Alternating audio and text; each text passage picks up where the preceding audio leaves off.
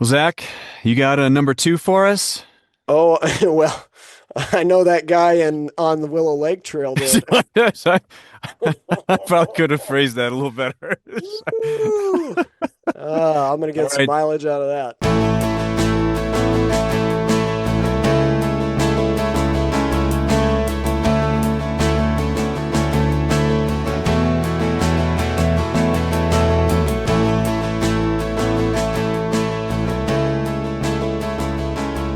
Welcome to the Greens and Blues 14er podcast. This episode, Zach is oh so joyful. I learned to listen to my wife's side adventures, and Zach and I put together a top 10 list of our favorite non-peak hikes. Zach, good afternoon, my friend. How are you doing? I'm doing well, Eric. I had a cold this week. Yeah. Um, as tends to happen when I go back to school and my kid goes back to school.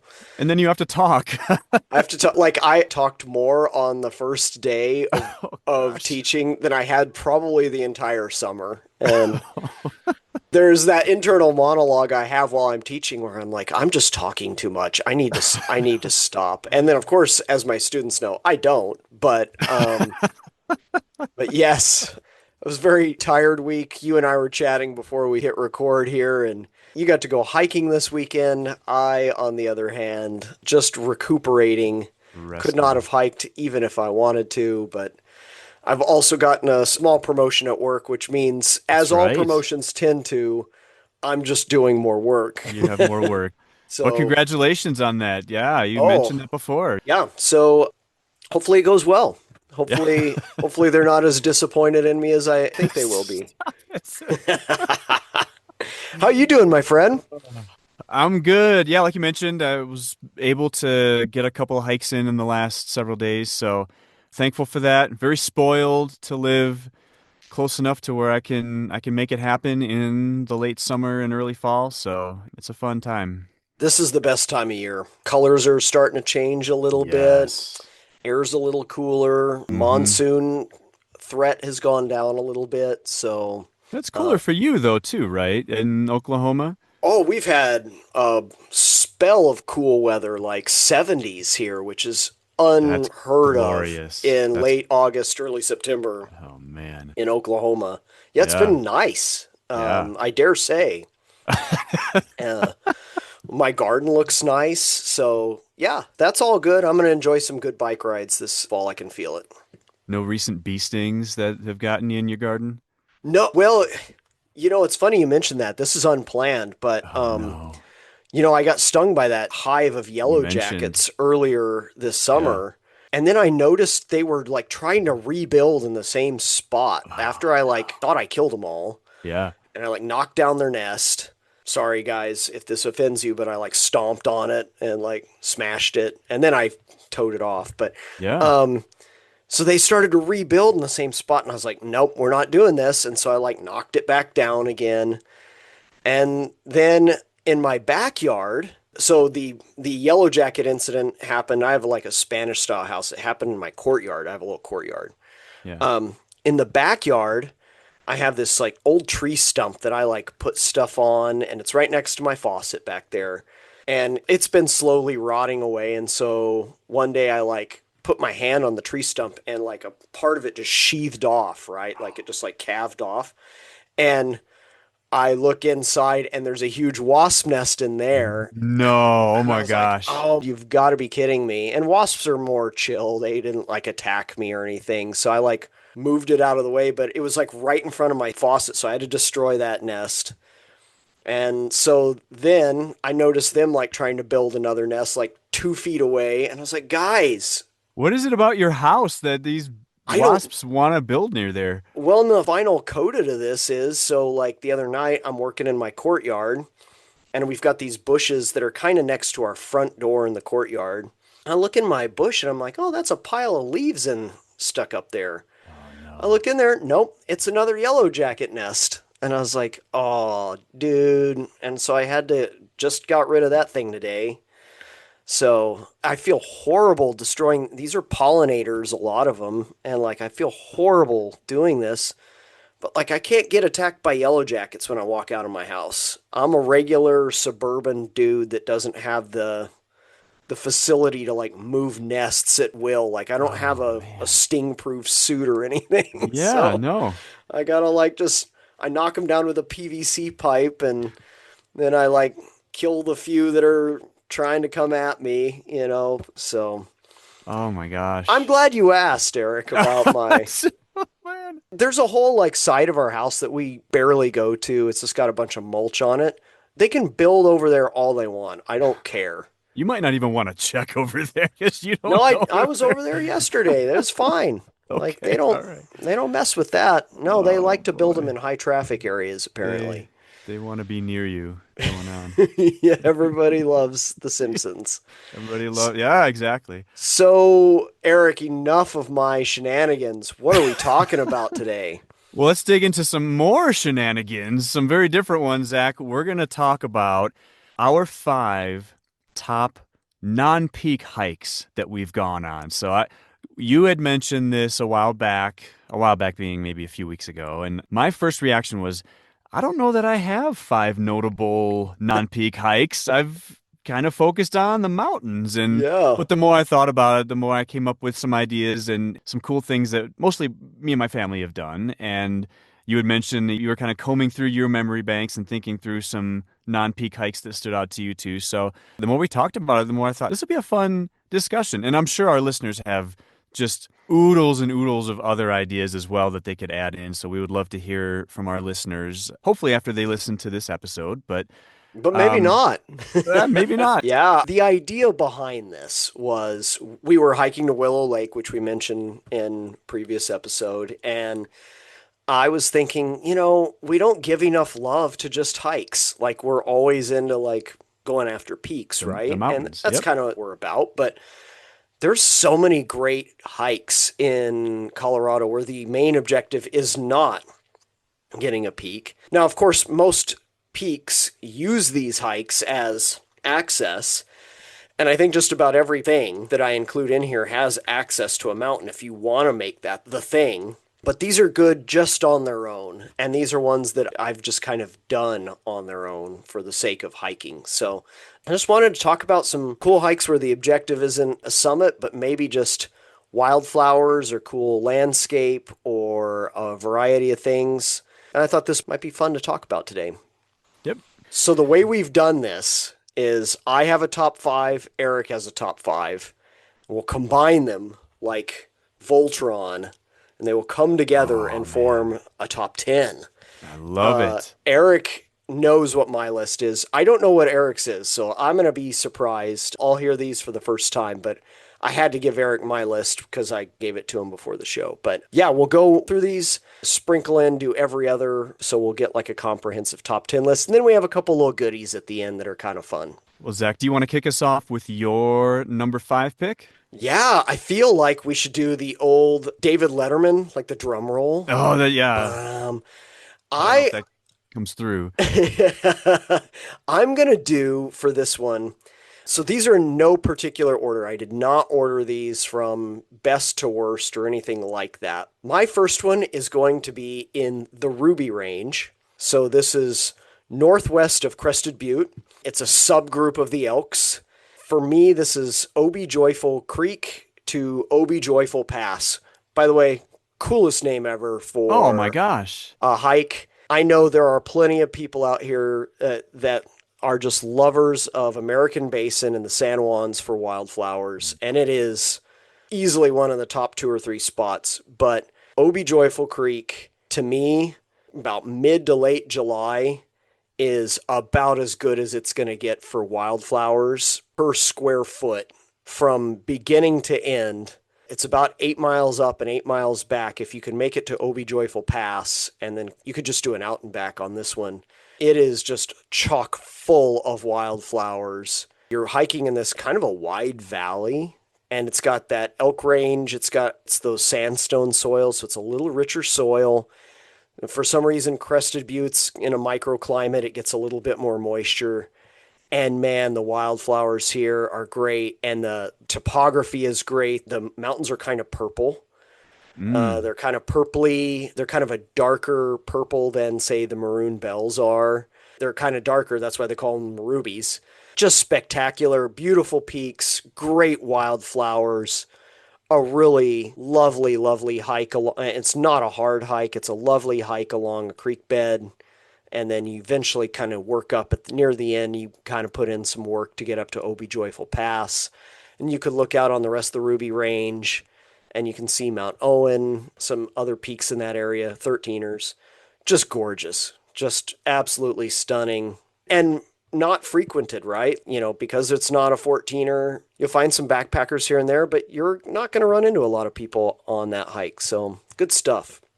What a joyful place too, because there's the Obi Joyful Creek and the peak and the Obi Joyful Trail, and like there's so much to be joyful about. It sounds like in that area, and I agree. That's the coolest name. I've seen some pictures of that area. It looks like just a gorgeous area. But I'm curious. So, are you going to be releasing a calendar of wildflowers like they do from American Basins sometimes? Zach, do you have enough pictures to be able to warrant that? I've been up there twice. I have enough pictures of wildflowers for at least two calendars. Because, like, I was going through my pictures last night. Each of them, when I do my pictures, I name them. So there's like Wildflowers Yep. 1, Wildflowers 2. There's like Wildflowers 1 through 14 on one of them, and Wildflowers 1 through, I think, 12 on another one. So just tons of wildflower photos. Look at Uh, that. yeah, beautiful, beautiful stuff. So yeah, I probably could do a calendar. I don't know if I'm a very good photographer. I've Maybe seen your pictures. if we're going to do a song for this episode, we should do Tom Petty's Wildflowers. That's a perfect pick. That's awesome. You belong in the wildflowers. That's right. I love it. So I've given you Oh Be Joyful. What's your first non-peak hike, Eric?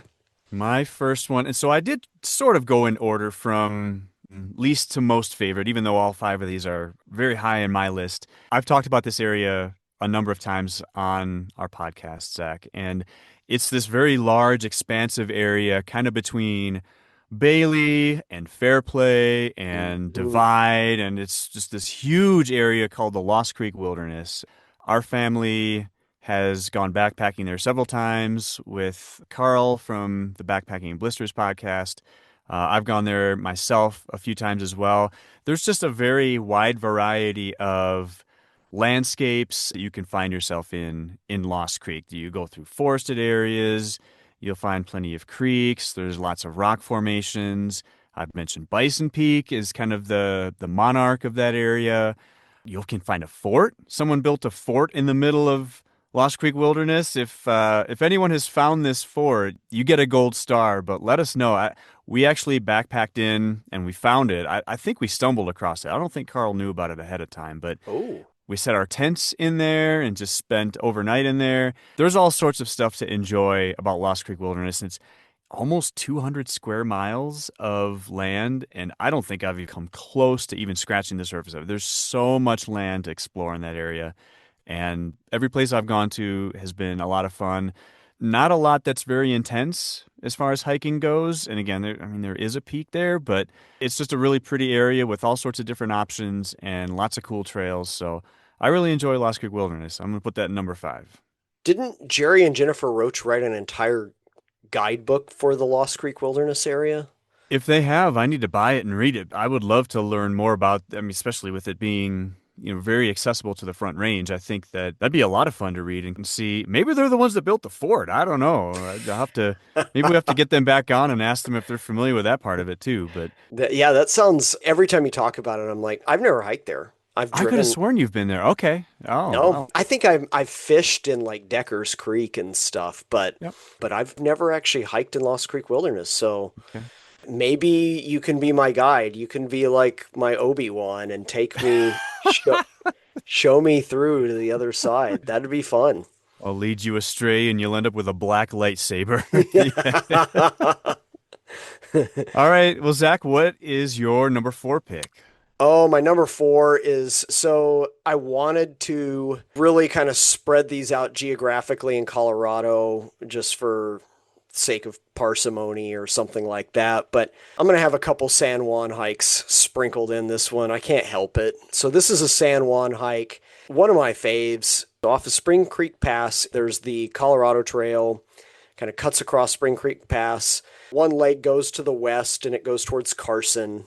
And then the other leg goes to the east off Spring Creek Pass. And you kind of hike up for a little bit to the east. And it's into the Lagaritas, which is one of my favorite little sub-ranges. And then you eventually top out on Snow Mesa. And Snow Mesa is just this long alpine plain. You can stay above timberline there for, I think, 7 or 8 miles. Oh, wow. It is awesome. And the views in every direction are sensational. You're right below Baldy Cinco and Baldy Noa Cinco. You've got access to 13ers if you want it, but just the views all around are amazing.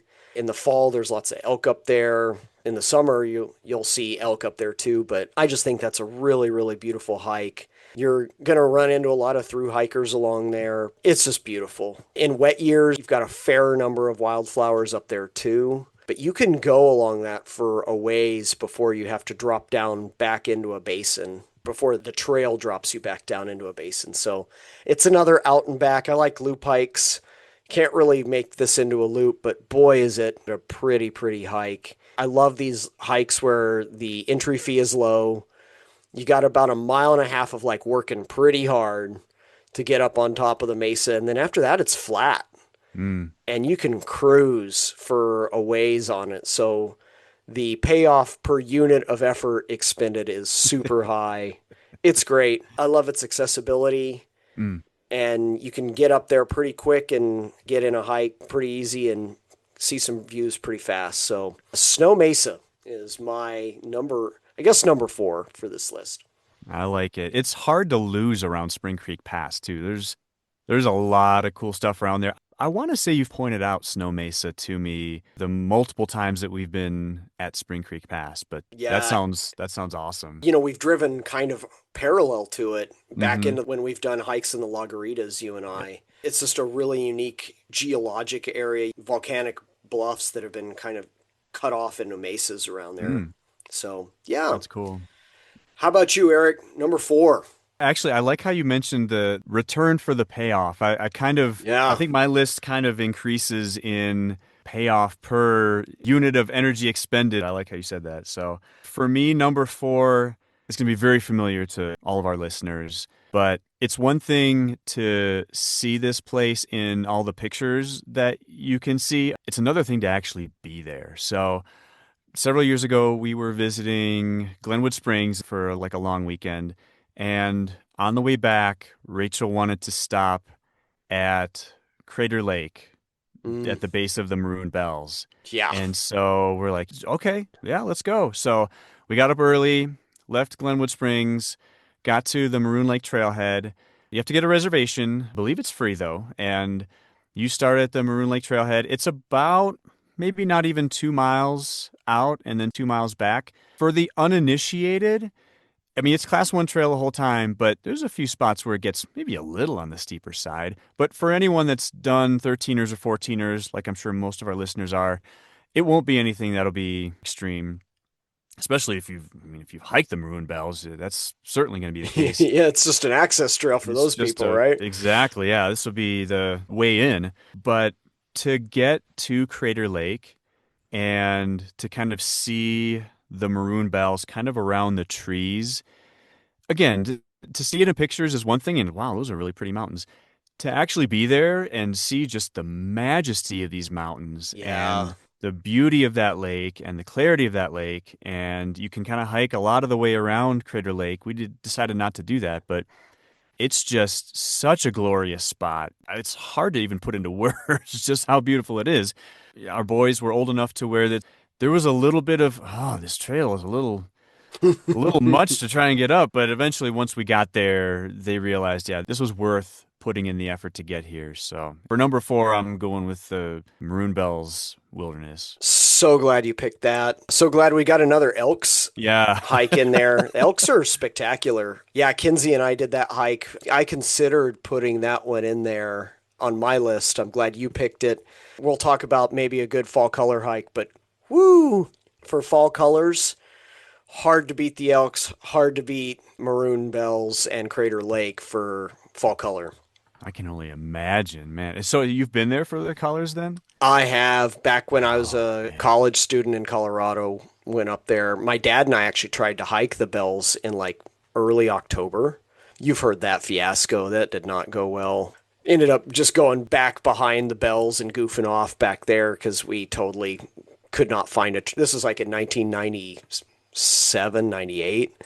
There wasn't like a trail. We didn't know what the heck we were doing. We tried to start on North Maroon, which is the exact opposite way you should do it. And anyway, it was a travesty, but dang, the colors were gorgeous there. So it was Man, really, really spectacular. that's awesome. All right. Number three on your list, Zach. What do you got?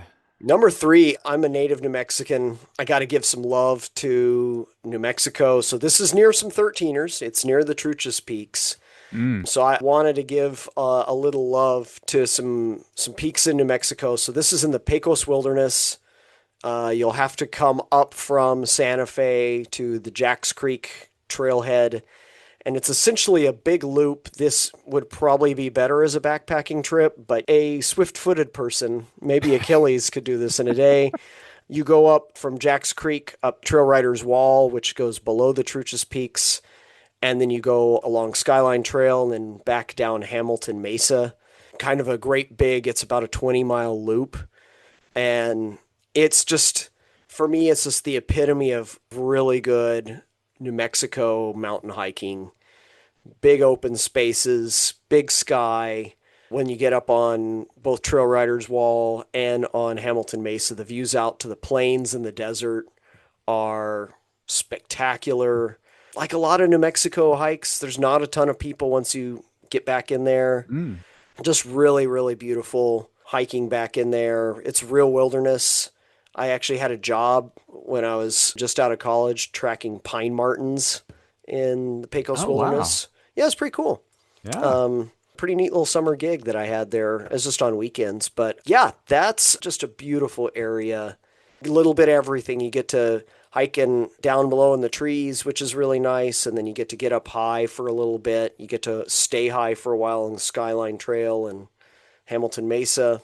And yeah, you get real solitude. There's backpackers kind of get back in there and you can kind of have the place to yourself. So I really like that for a little taste of New Mexico. And then when you're done, you go get some green chili. So, There you go. That's the real payoff. It's uh, getting the I mean, let's be honest here. What we're really in this for is go and get a bowl of pozole and a margarita in Santa Fe, and then you're man. really living right. Shouldn't So, have said that. Now I'm getting on a in a mood for Pasoli here. oh, Um, it's about time, Eric. It's getting cool out. that sounds really cool. So yeah, you get to kind of walk along the sounds like the base of a bunch of 13ers, and then you actually get to hike on a mesa. I mean, that's really cool. That sounds fantastic. Like a pretty high up mesa. But hey, we'll do an exchange here, Eric. You take me to Lost Creek, and I'll introduce you to real New Mexico hiking, where it's just long distances and not a lot of altitude gain. But yeah, just a ton of fun. I'll, So I'll take you up for on that, but I don't know if my fort can make up for an expansive desert view from the top of a mesa. That sounds pretty awesome. it's hard to beat. I mean, the mountains that you're hiking kind of beneath are what George O'Keeffe painted a lot of, and she Okay. she Yep. would paint some of those mountains. So Okay. as you look to the west, as you're on Trail Riders Wall, you get that view of like pink sandstone Oh and yeah. kind of in the distance black forest and blue sky, and you get those contrasts to those colors. It's pretty hard to beat. So That's pretty cool. I really like it. pretty. Yeah. Well, what's your number three, Eric? Well, Zach, my number three is going to be very familiar to you because it's the destination we were going for when you came up with this idea.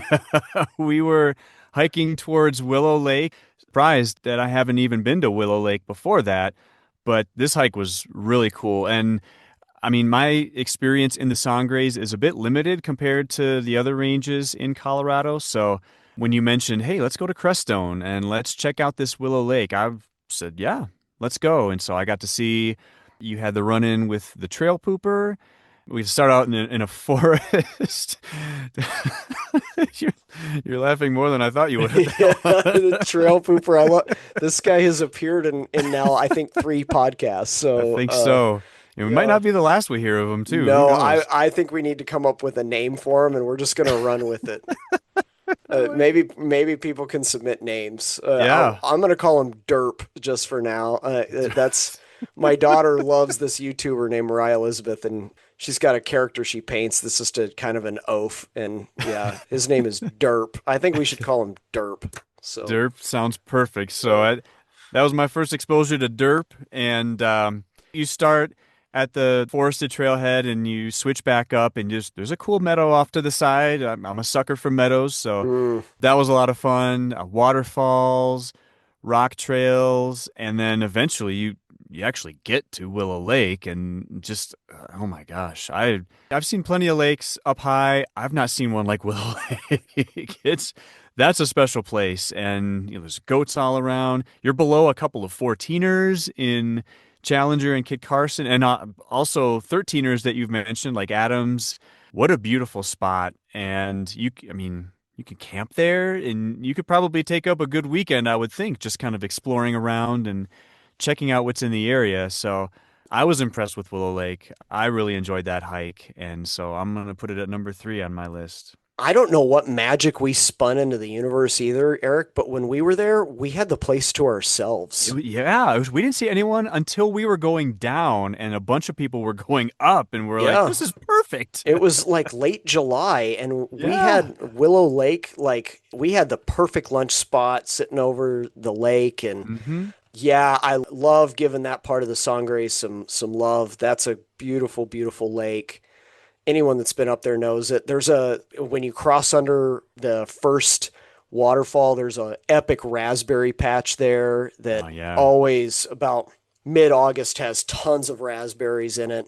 That's a great spot. Yeah, great waterfall. There's supposedly another lake beyond Willow Lake if you continue up the valley, Oh wow. and I want to go check that out at some point. So, yeah, totally love that.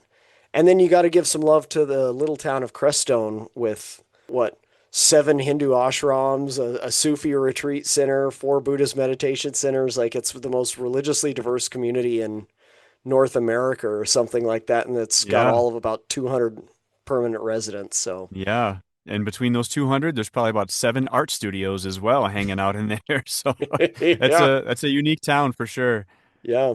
So yeah, that's a really good pick, Eric. I love Willow Lake. And in fact, I had a hard time. I'm glad you mentioned that because I was thinking about all the lakes along the Sangres. Like pretty much every Mm. trail into the Sangres from either the east or the west goes up to like a high mountain lake. And I was like, maybe Lake of the Clouds can be in my top five, You or mentioned that one. Yep. maybe South Crestone Lake, which is below Mount Adams, can be in my top five. And then I was like, maybe Comanche Venable, because that goes to a couple cool high alpine lakes and it's got the Phantom Terrace. And yeah, glad we had to pick at least one of those. But man, you could not go wrong just hiking the lakes in the Sangres.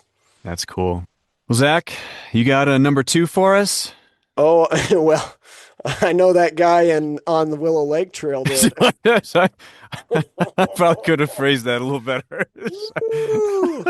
I'm going to All get some right, mileage out of that. another derp reference, unintentional. All right. All right. Well, enough fun and games. Yes. So this is in the Sawatch. My number 2 is near where we just hiked a few weeks ago, Eric. Indeed. This is just south of Mount of the Holy Cross.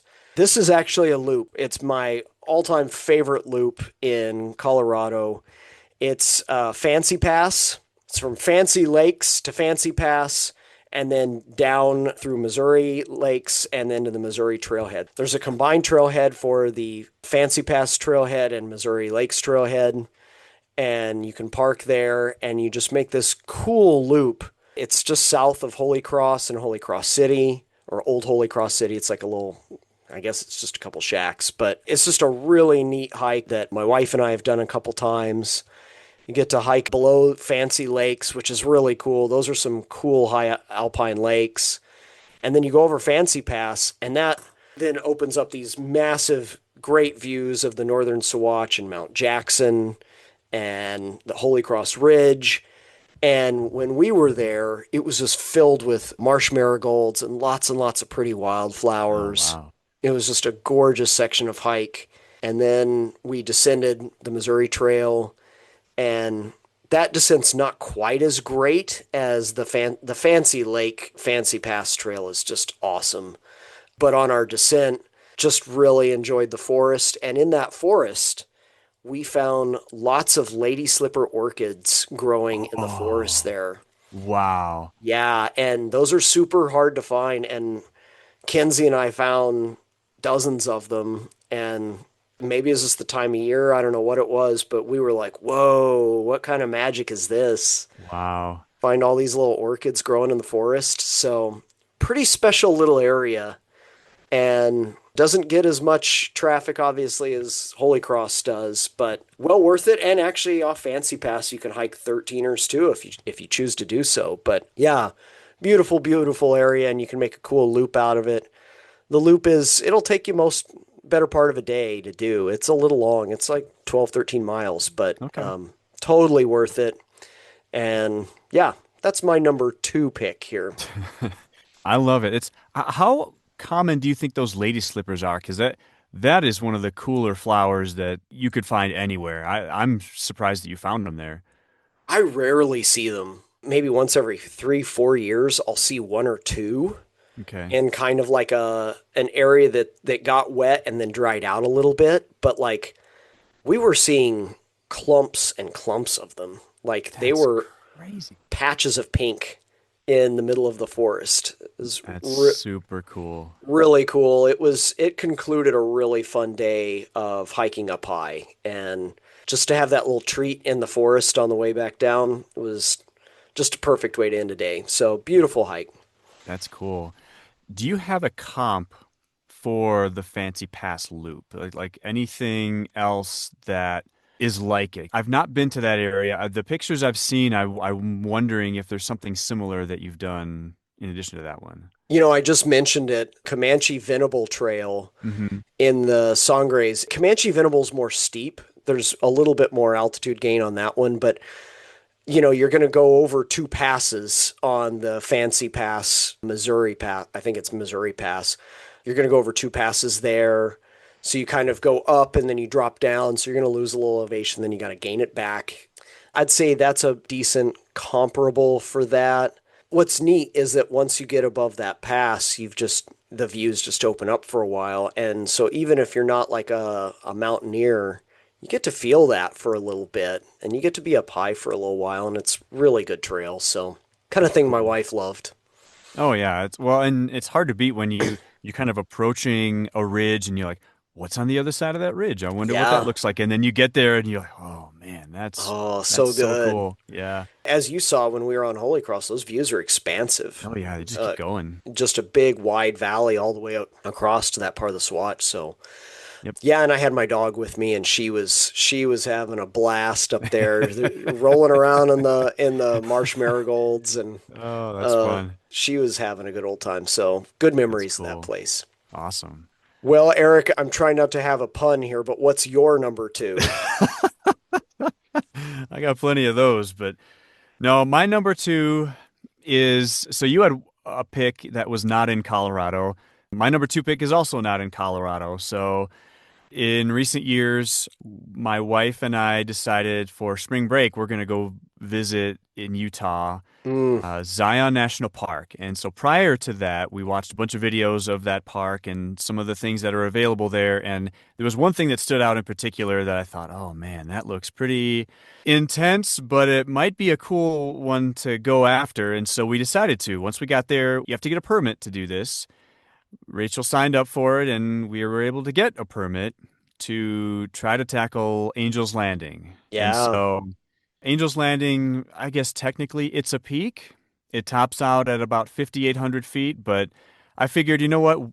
Where we live in Castle Rock is even higher than that just at home. So even though it's a peak, I'm still going to go with this one.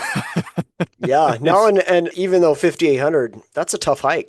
It was. So you have to go to a visitor center there. They'll take you on a shuttle and you go to the trailhead, which you then hike up to a Scout's Lookout, is what they call it. And once you get there, you're going to hang out there for a while and just look at this, what appears to be a very, very steep uphill hike. And it's because it is. So It appears that way because it is that way. yes, it is. I mean, it's rated a class 3, even though there are like chain link Yeah. areas where you can kind of hang on to. But it's class 3 because it's very, very exposed on both sides of the trail.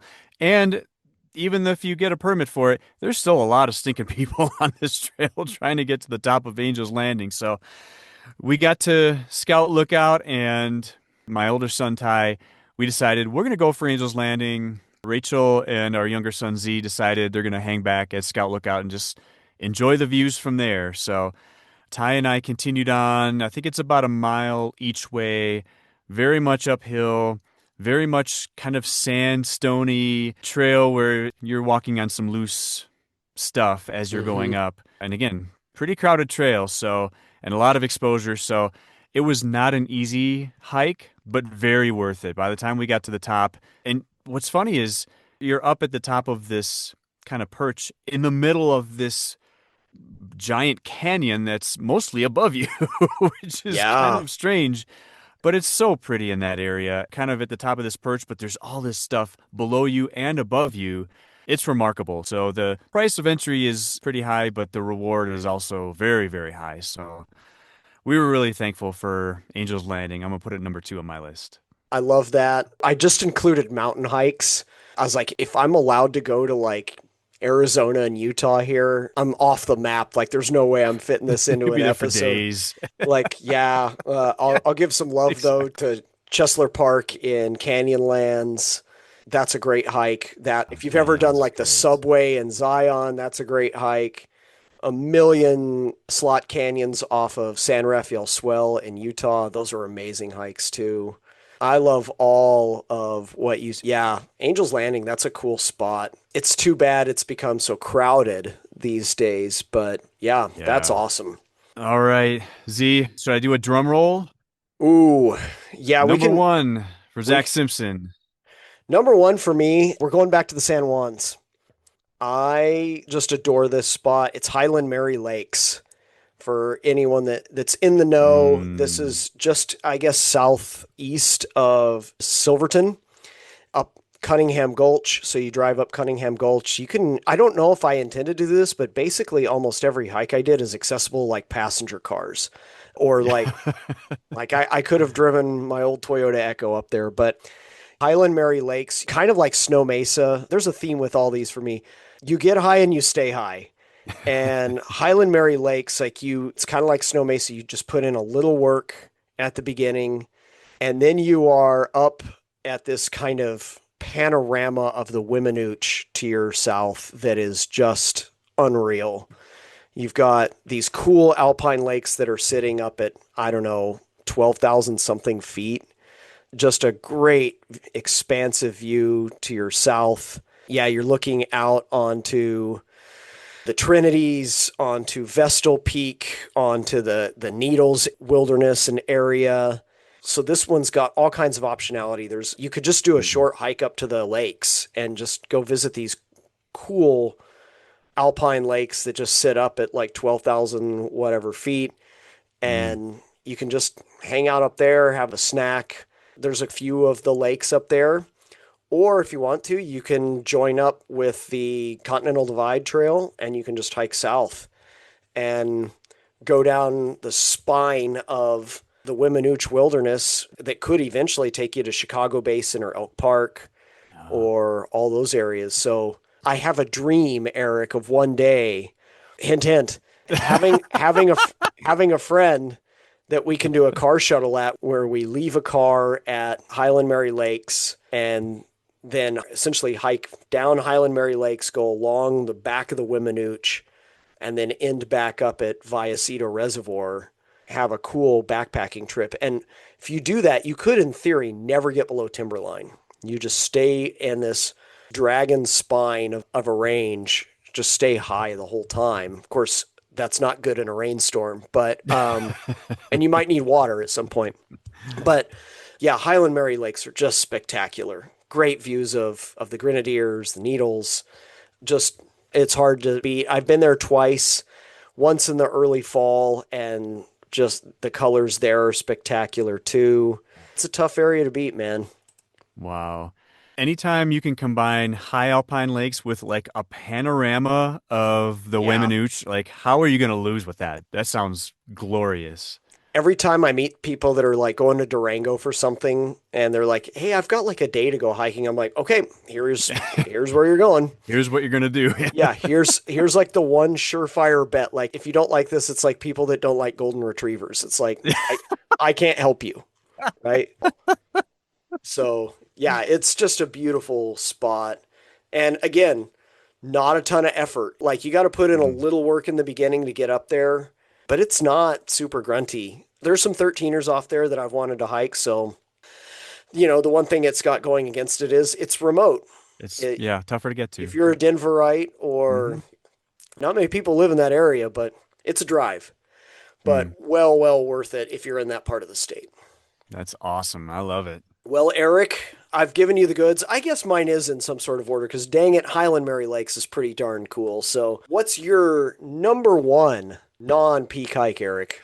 My number one non-peak hike is it's maybe a little different than a lot of what we've talked about thus far because a lot of what we've talked about involves enjoyment of the hike on the way to a destination, but even the journey is really, really cool as you hike around whatever it is.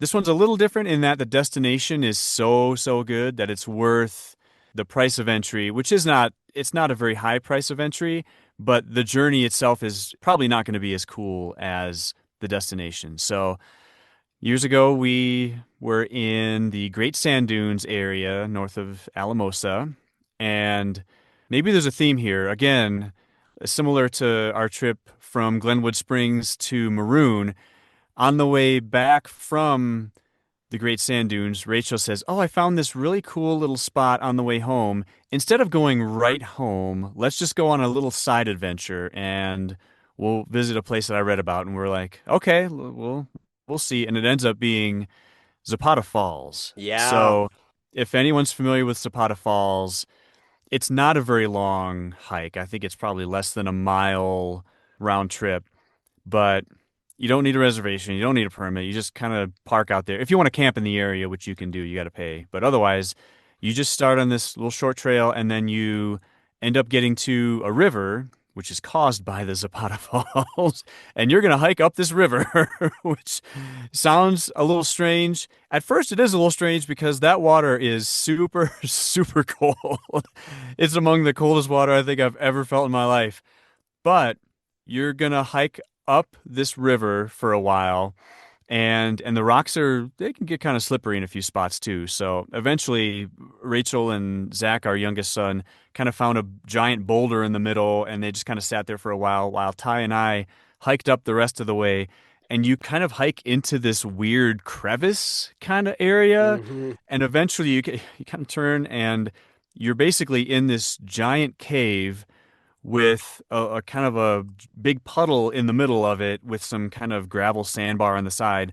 But as you look up, you see this, I don't know, 20, 30-foot waterfall falling into this cave and causing this river to come out that you're just hiked up. And I just, I was not ready for that. She said Zapata Falls, and I'm like, oh, we'll check out a cool waterfall. That sounds good. I was not ready for a big waterfall going into a cave that we ended up That's finding. So, that's such a cool spot. Yeah. oh man. Again, the price of entry, if you can get your feet used to really cold water and you've got the right shoes for it, you just, you hike for less than a half mile up this river and you're very, very handsomely rewarded with a beautiful spot that, again, not a lot of people were there. I would think that this would be much more publicized than, or maybe we just went at the right time. Who knows? But number one, I'm going to go with Zapata Falls.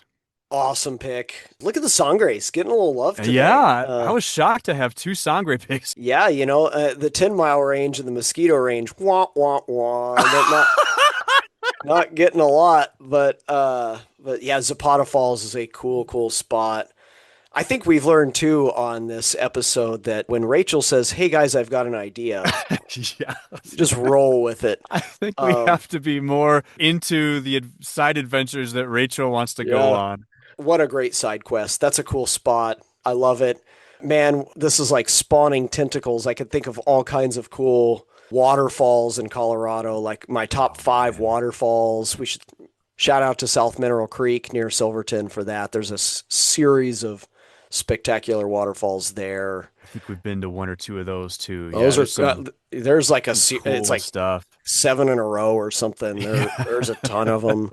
That's a magical spot. Yeah, there's all kinds of wonders to behold in Colorado, but Zapata Falls, I'm with you on that one. That's a fun one. That's cool. Do you have any honorable mentions or any that you wanted to put on the list but just couldn't? Oh, there were a few I wanted to put on the list. The one honorable mention I'm going to go with, and this is going to be a bit more of a broad swath within Colorado, is I got to give some love to Rocky Mountain National Park. So Yeah. Rachel and I visited, even before we were married, we went to Fort Collins to visit a friend of hers for their wedding. And as part of that, we went to Estes and to Rocky Mountain, and we drove along Trail Ridge Road up to the top where the Alpine Visitor Center is.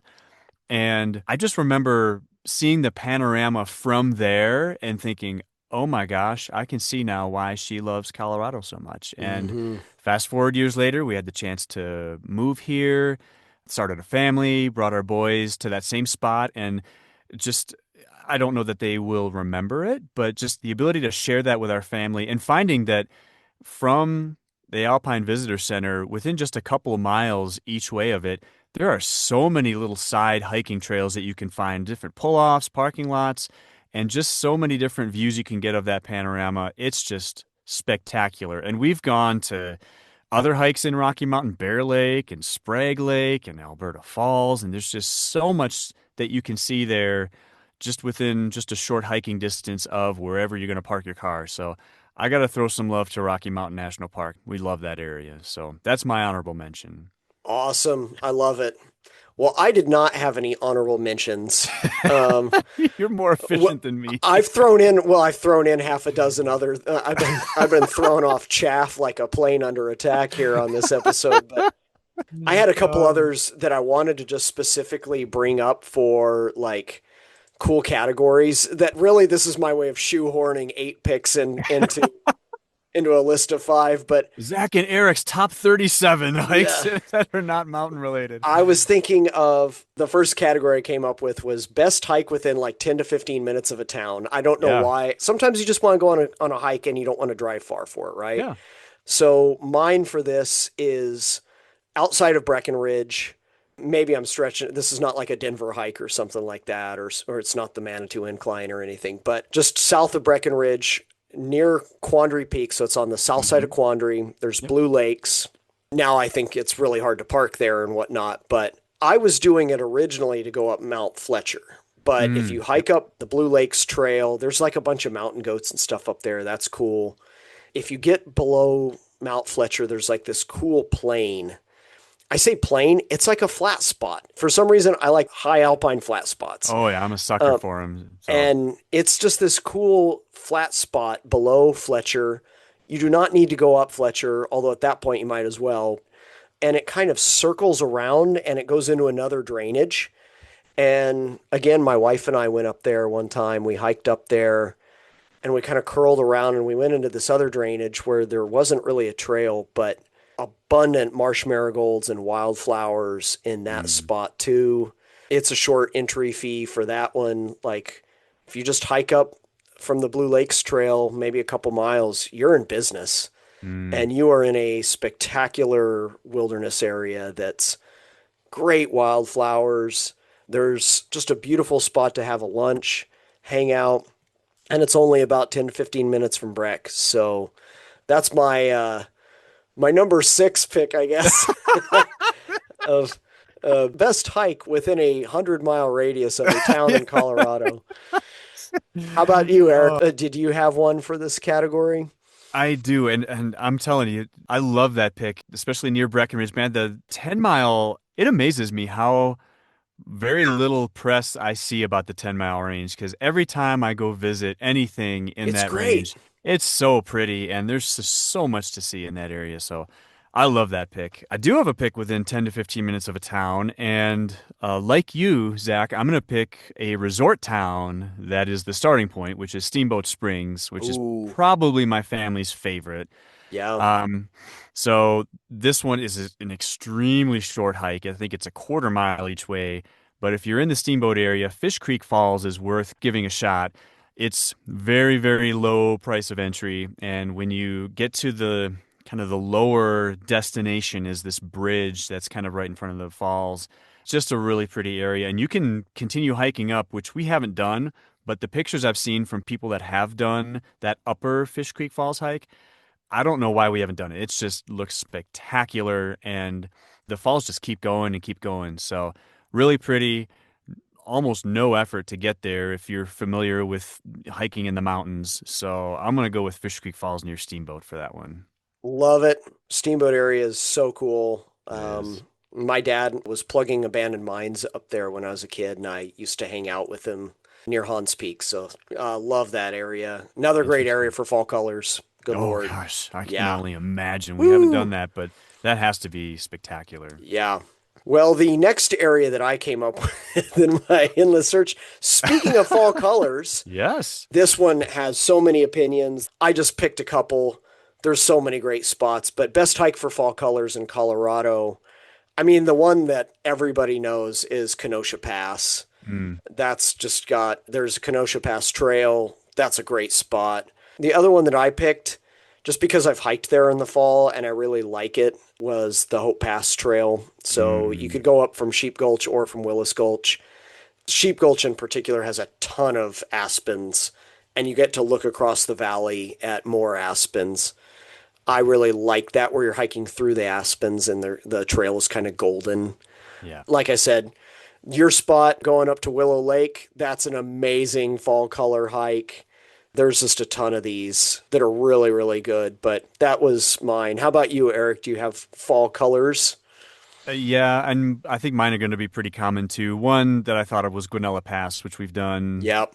plenty of times. And last year we went and couldn't even see very many of the colors because people were parking right in the middle of Guanella Pass. So Hey, they started towing them. I saw that people are starting to tow them. So Yep. I'm like, good for them. I maybe we'll actually have a chance to see the colors from Maybe I can this. drive and not get hit.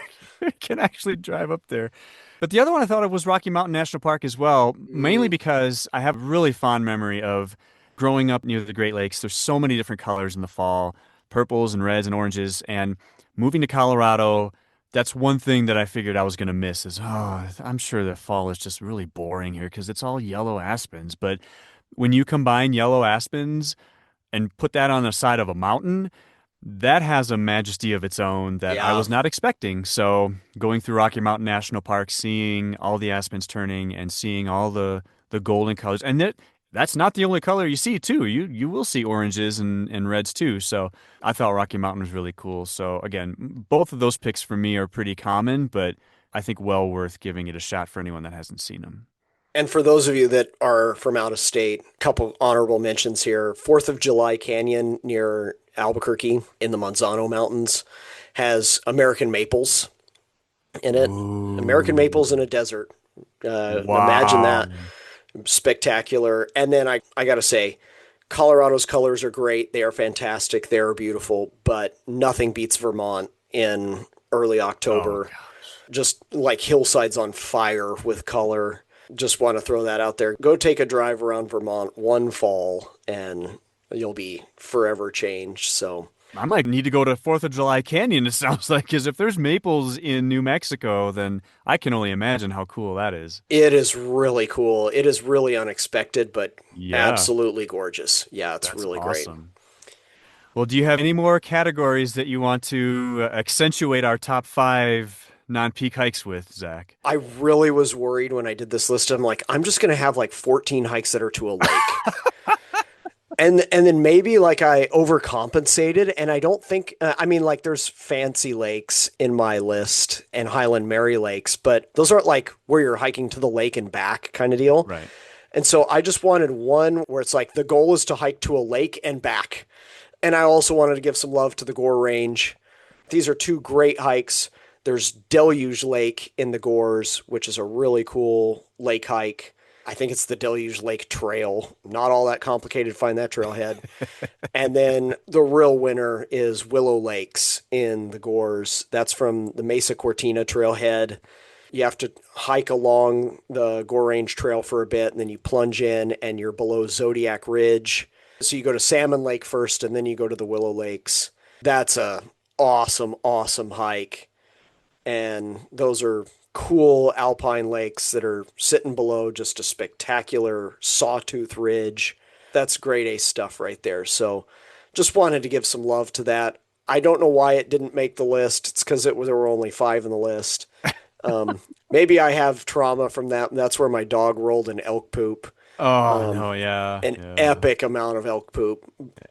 And I had Smelly car ride home. no, Lacey got a bath in Willow Lake that day.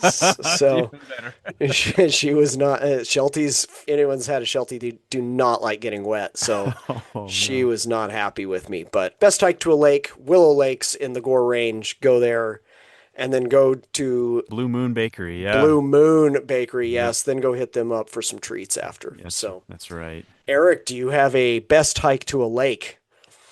Other than Willow Lake, the Sangre version of Willow Lake that I just mentioned, the Yeah. only other one I could think of probably is going to break the rule of this entire episode, which is not involving a peak. Most people that would go to see the Pacific Tarn are Yeah. probably going to go to see Pacific Peak as well.